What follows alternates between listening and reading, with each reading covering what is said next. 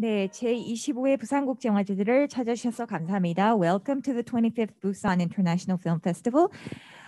오늘 저희는 영화 라 포르탈레사의 연출을 맡으신 호르헤 티엘렌 아르만드 감독님을 모시게 되었습니다. Welcome, Jorge. Hello everyone. Thank you for coming.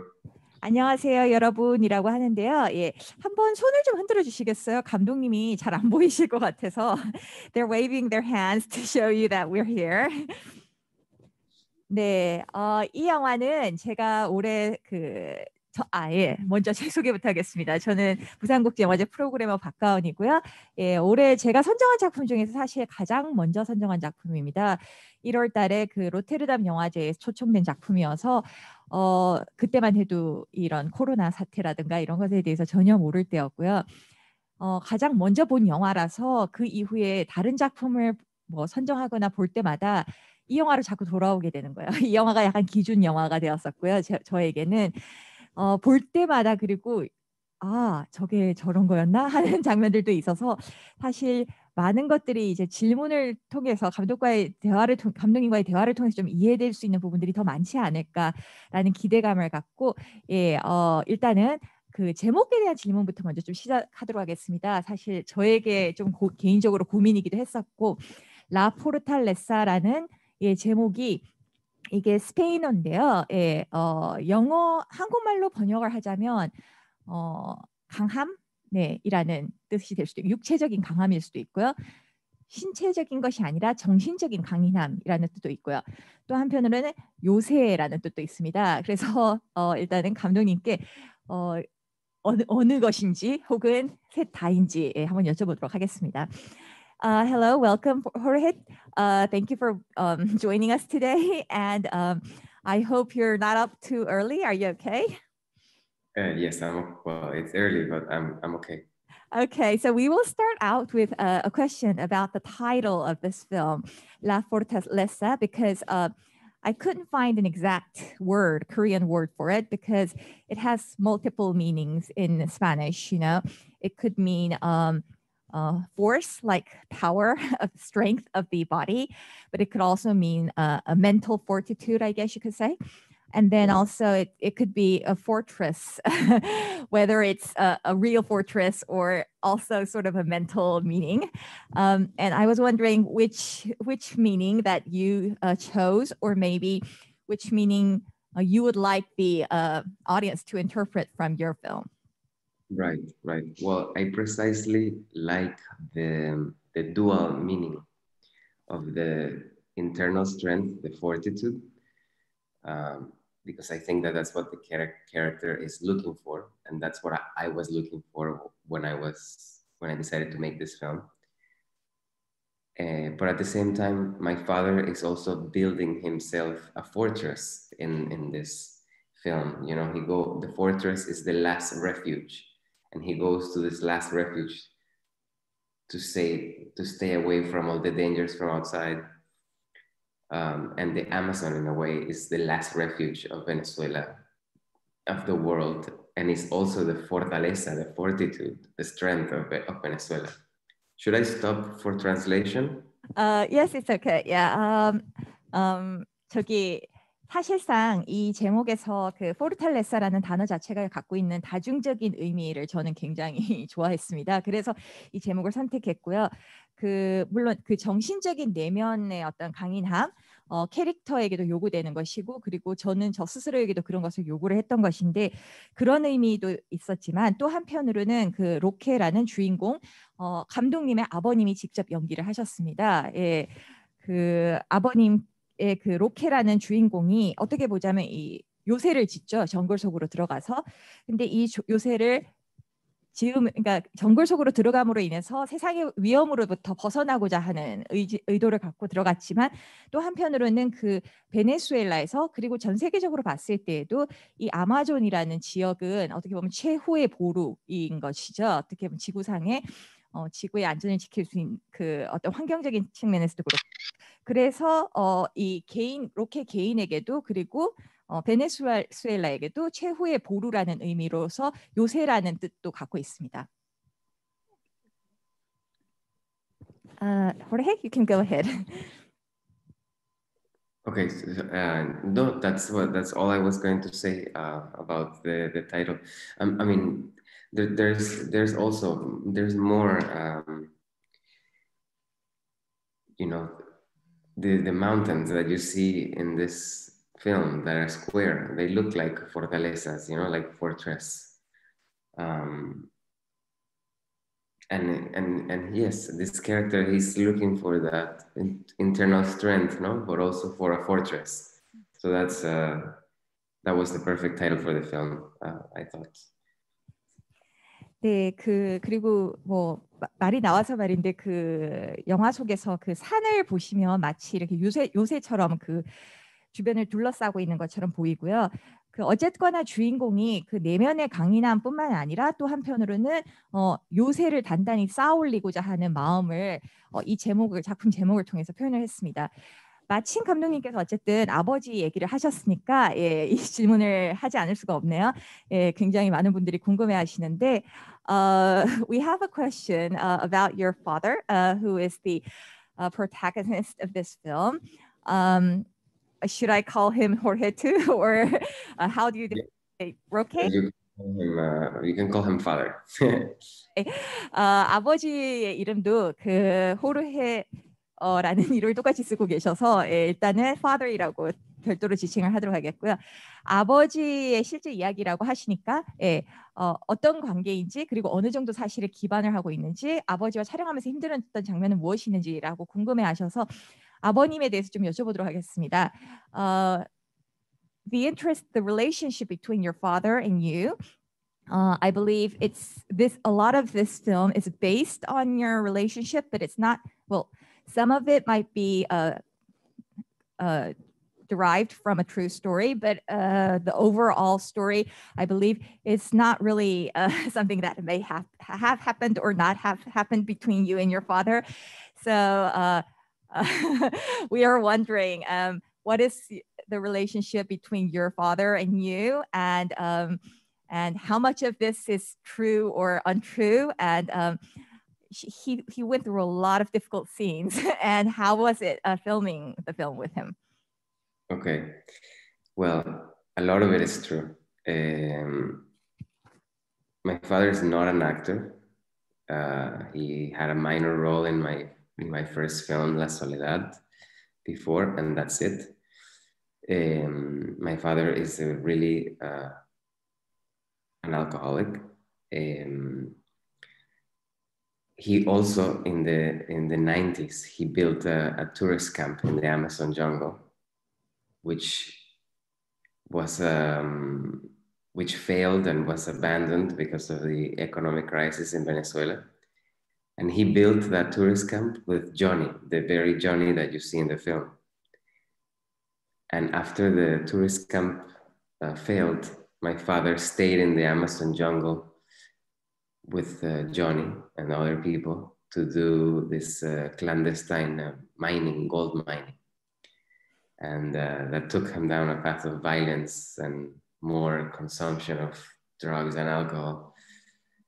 So the film sees my real father going back to the original place, but imagined in the contemporary Venezuela. So in a way, it's a documentary dream.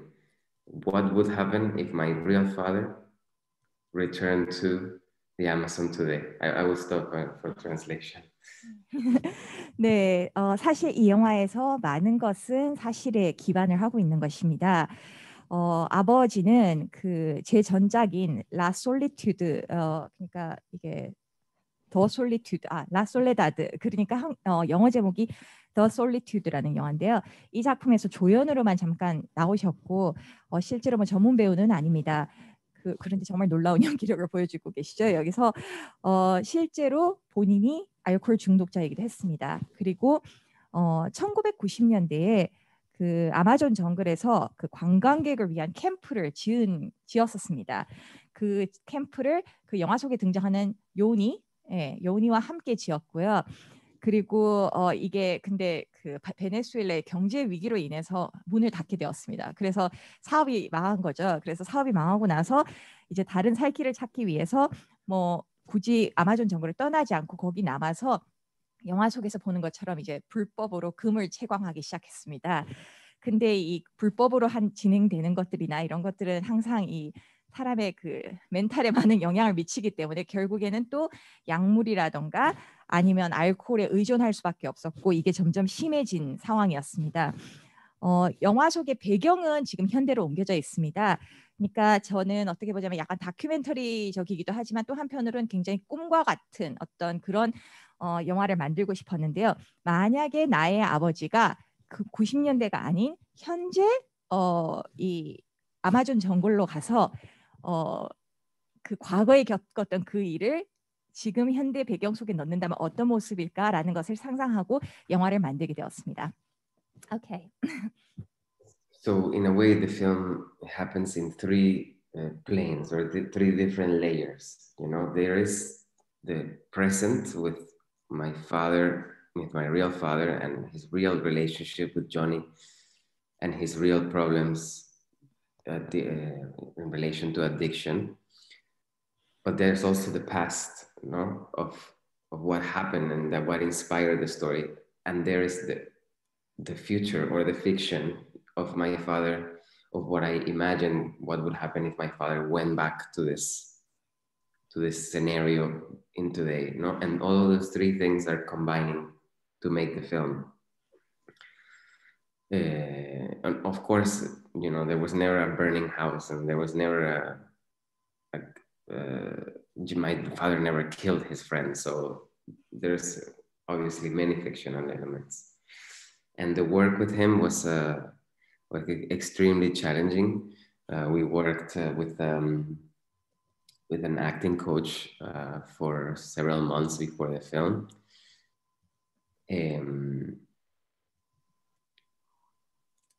But he really put his hands in the fire for us. He was ready to go there, and making the film was a way to be together after all, no? And a way for him also to show some things to me, and a way for me to say, let's talk about what happened in the past.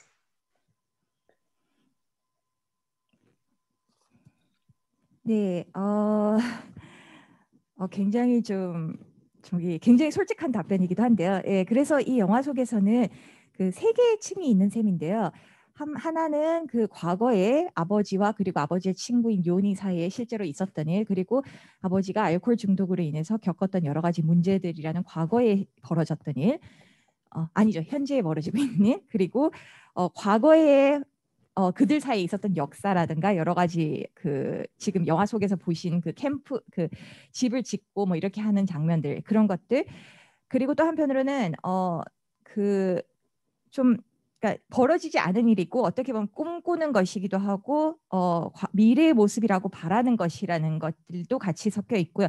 이것이 뭐 따로 과거, 현재, 미래라는 의미보다는 이 모든 것들이 그냥 하나의 층 속에 같이 영화에서는 나타나고 있고요.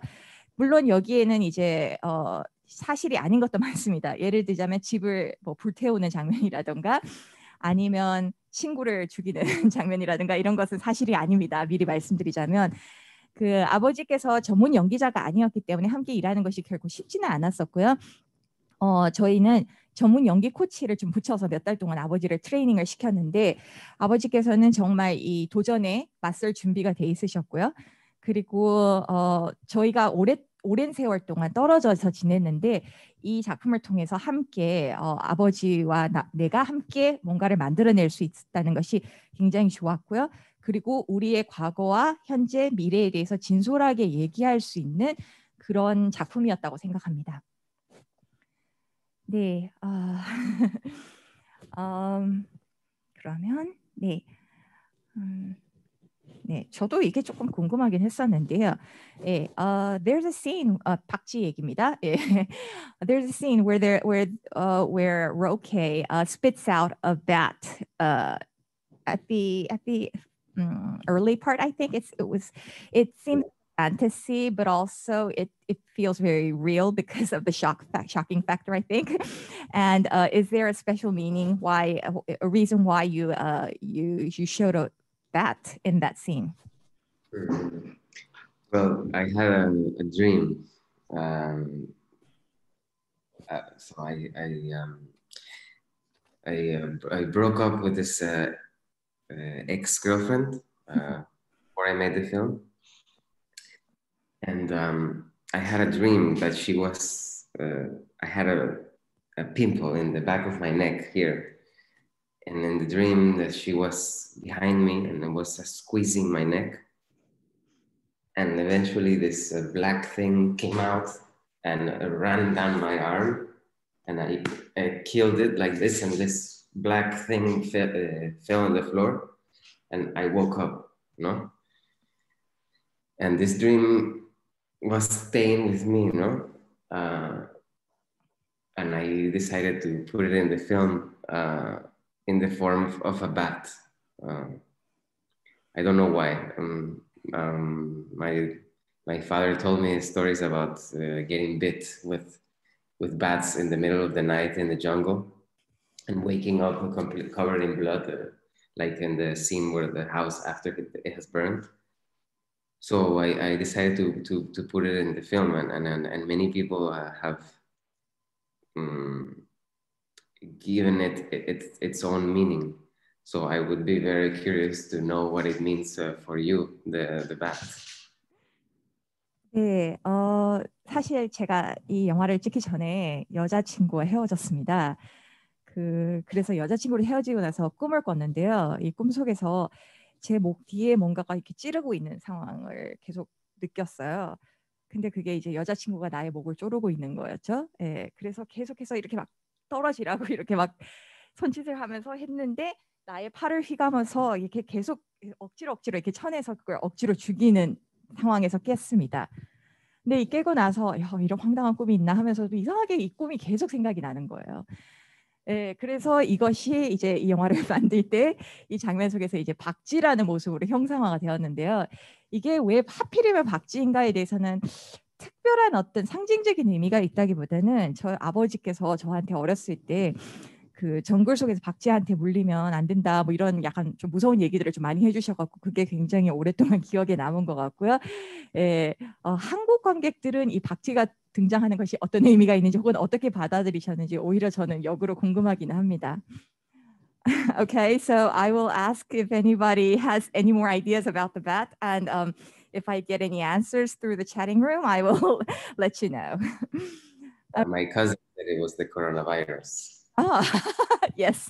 예, 코로나 바이러스가 이 박쥐에서부터 유래를 하고 있기 때문에 혹시 그것 때문에 물어보신 건가 하는 생각도 들기도 합니다. 예, 뭐 어떤 의견이 있든 자유롭게 채팅방에다 남겨주시면 나중에 감독님께 예, 박쥐에 대해서 예, 좀 더 심도 깊은 얘기를 할 수 있도록 하겠습니다. 그 해먹에서 피가 점점 많이 묻어나오고 마지막에는 창에 찔리며 다시 도시로 돌아가는데 정확히 무엇을 표현하고자 하신 건가요? 라고 하셨는데 요것에 대해서 예, 일단은 정글을 떠나서 그 도시로 다시 돌아가는 아주 힘든 과정 그리고 그 정글을 굉장히 예, 마치 동굴을 빠져나오는 것처럼 네, 동굴을 빠져나오는 것처럼 정말 힘들게 빠져나오는 것에 대해서 한번 여쭤보도록 할게요. So Roke's escape from the jungle is like, it feels like he's trying to, he's really fighting against Mother Nature, the jungle, it feels like a real struggle, and you can see it from all the scenes, whether they're real or not, or something that it's in his mind maybe. But as you can see, he has more. I mean, a lot of blood. He's shedding a lot of blood from his body. The blood is getting dripped into the hammock, and actually, a couple appears at the very end of that scene, and they stab him, and he wakes up in the city. He's back in the city then. So, what is that meaning? I mean, what does the stabbing have to do with? I mean, is it sort of a wake up call for him? And when your father actually came back to the city, How was that actually for him? Mhm. Yes, well, exactly. It's very much a wake up call, and for me, he dies in the river before when he lays down and he looks at the tree. For me, he dies there, and he is now like a soul that is going through the jungle, and he is reincarnated or like revives in the jungle as a new man. You know, a new man without the bat inside of him, a new man without this alcoholic problem. And that's why also there is that archival film in that sequence, no? Because the film is a way to immortalize my father, you know, and like an archival film is a way to preserve a memory. I mean, the film, my film, La Fortaleza. Yes, I will stop there. 네, 그 이렇게 찔러서 죽이는 장면은 뭐 정신 차리고 깨어나 하는 의미도 있지만 사실 저에게 있어서는 그 로케는 그 강가에서 죽었습니다 이미. 예. 그리고 죽었다라는 표현은 좀 과격할 수는 있는데요. 한 번 죽은 거죠 거기서. 예. 그리고 이 정글을 헤쳐서 나오고 있는 사람은 새로운 로케입니다. 그러니까 다시 태어난 새로운 영혼이고 그는 새롭게 거듭난 알코올이라는 그 지옥에서 탈출한 사람이 되는 셈이고요. 그리고 그것을 좀 상징적으로 표현하려고 했던 것은 중간에 보면 약간 왜 홈비디오처럼 찍어놓은 그 배를 밀고 있는 그 장면이 보이시죠? 예, 그 장면이 이제 그 과거에 실제로 찍었던 장면인데요. 비디오로 그 약간은 죽었던 사람이 이렇게 다시 살아 나올 때든 아니든 간에 이 죽은 사람을 기념하기 위해서 왜 보면 과거의 영상들을 돌리잖아요. 예, 그거를 그런 식으로 좀 표현을 했던 것이고 그런 어떤 시퀀스를 통해서 그 과거의 아버지에 대한 기억을 거기서 마무리 짓는다. 이렇게 여기서 이렇게 보관을 하고 넘어간다라는 의미로 넣었습니다. Okay, please go ahead. And also,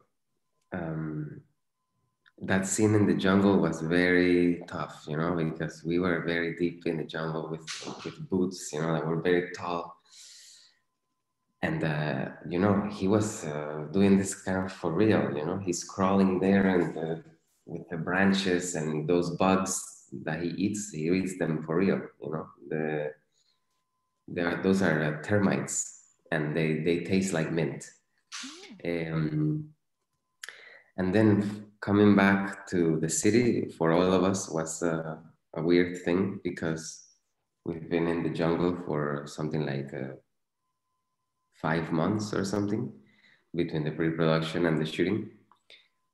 And just walking on the floor that is concrete and not earth, it feels weird, you know, and you know, no longer have the branches that are going to maybe scratch you at every corner, and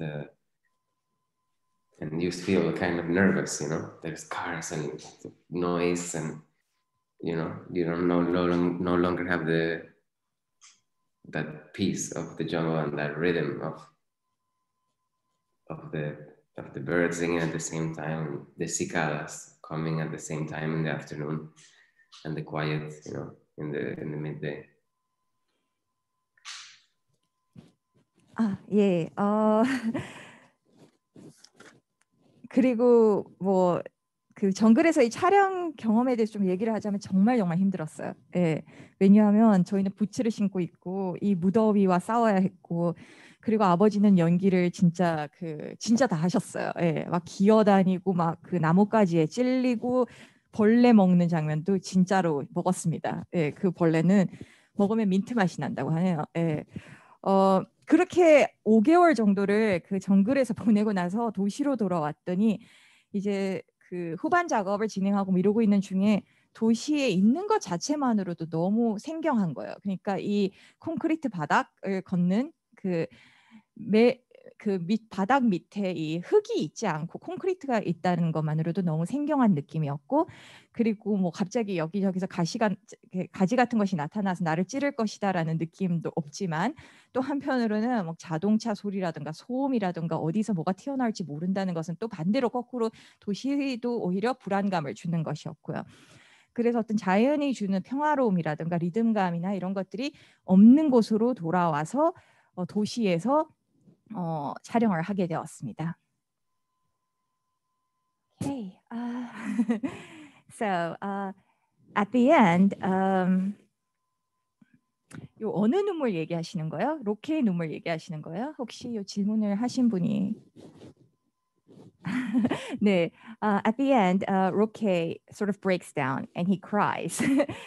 And is it tears of what is the meaning of his tears? I mean, does he feel relieved, or does he feel like he's been through a lot, but he's back at the same place, and maybe he has to go through this again? What is exactly going through his mind when he is crying?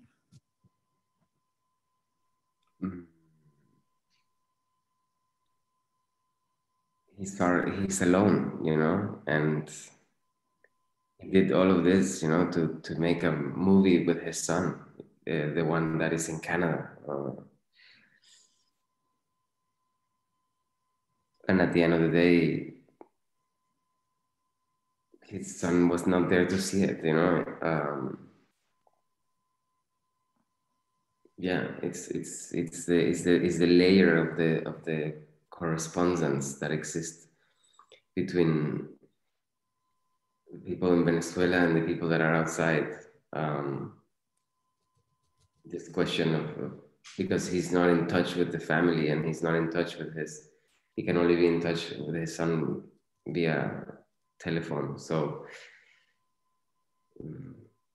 that's why he was crying in the end for real, is because the film was ending, you know, it was the last shot.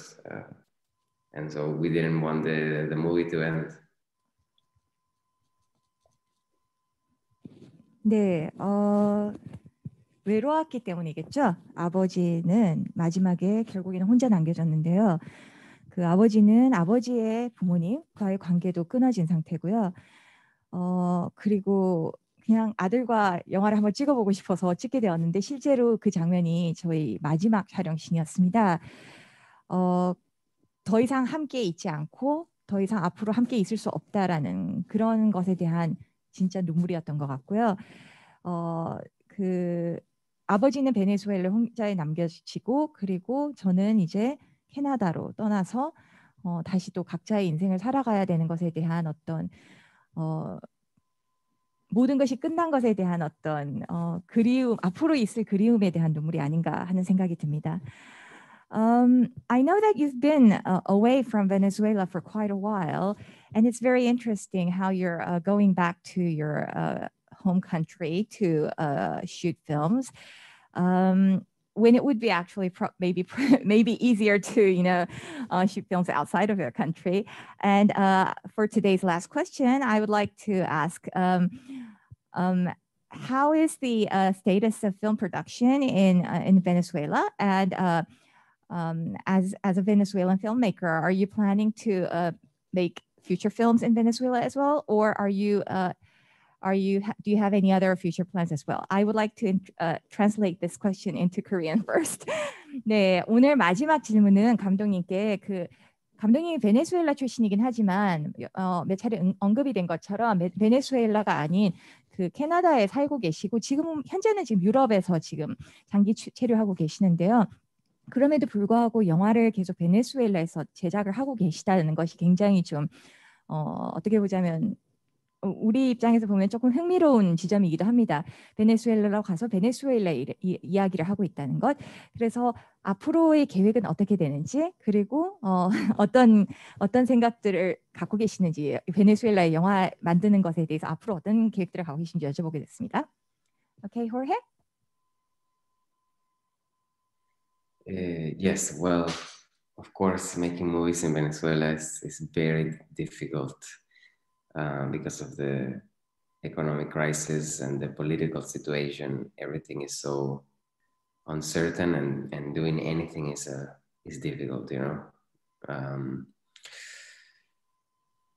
The film industry, since I made my first film there, it's been a lot of people have left, you know. Everyone who I made my first film with is not in the country anymore, and half of the crew of this new film, La Fortaleza, has already left the country 6 months after we made it, the film.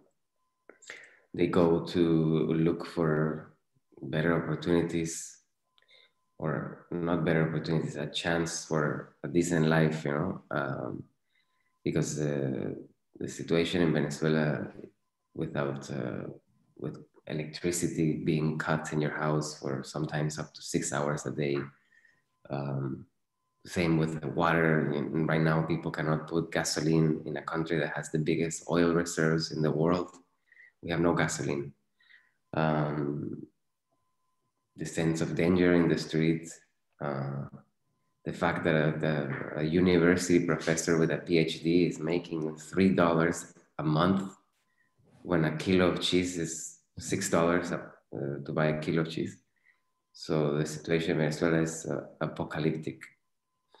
And that's why so many people have left. And with that people goes away the talent, the equipment to make the film. People cannot, so many people cannot afford to go to the movies anymore. So we used to have an industry, but now what we have is the ruins of an industry. 네, 말씀하신 것처럼 정말 베네수엘라의 제작 환경이 많이 어렵습니다. 일단은 경제적으로 굉장히 어려울 뿐만 아니라 정치적인 불확실성도 있고, 그래서 저의 첫 장편을 같이 만들었던 그 팀 크루들은 전부 지금 해외로 나가 있습니다. 한 명도 베네수엘라에 남아 있지 않습니다. 그리고 지금 이 완성된 이 영화 라 포르탈레사의 경우에도 지금 현재 절반 이상이 해외로 떠났습니다. 한마디로 더 좋은 기회를 찾아서 해외로 나갈 수밖에 없도록 떠미는 상황이고요. 하루에 뭐 정전, 단수, 저희 세계에서 제일 큰 유전 국가인데, 유전을 보유하고 있는 국가인데, 가스가 없어서 음식을 만들기도 힘들고, 거리도 정말 위험하고, 대학 교수, 박사학위를 갖고 있는 대학 교수는 치즈를 하나 살 수 있는 어떤 돈도 못 벌고 있는 그런 어려운 환경 속에서 영화를 만들다 보니까 영화 산업이라는 것은 지금 현재로서는 완전히 붕괴되었다라고 할 수 있겠습니다. And I think I just want to end by saying again, thank you so much for coming to see my film, and thank you to Busan Film Festival for having the film, and thank you for the wonderful Q&A. 네, 그래서 이렇게 어렵게 만든 영화를 부산에서 관객들이 와서 봐주시게 된 것을 너무나도 영광스럽고 기쁘게 생각하고요. 제 영화가 부산에서 상영될 수 있었던 것도 정말 감사하게 생각합니다.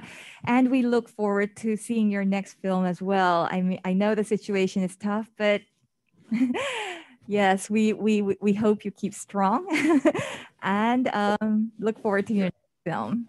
Answer what you said. If I was working on another film, I am working on 2 more films that I want to make. One in Venezuela and one about exile happening between Venezuela and France. So yes, I will keep making films in Venezuela no matter what. 네, 제가 지금 현재 작품 차기작을 한 2개 정도의 프로젝트를 준비하고 있는데 둘 다 기본적으로 베네수엘라에 대한 이야기이긴 한데 하나는 베네수엘라 내에서의 촬영이 되는 작품이 되겠고 하나는 베네수엘라에서 프랑스로 떠나는 그 이주하는 사람들의 이야기가 됩니다. 그래서 어쨌거나 베네수엘라에서 계속 영화를 만드는 상황이 될 것 같고요. 예, 많이 기대해 주시면 고맙겠습니다. 열심히 답변을 해주신 감독님 그리고 좋은 영화를 부산국제영화제에서 소개할 수 있도록 해주셔서 감사드리고요. 예, 박수로 보내드리도록 하겠습니다. Let's give a round of applause for Jorge. Thank you for joining us today, and see you again. Keep safe. Thank you. Thank you. Bye bye. Ciao.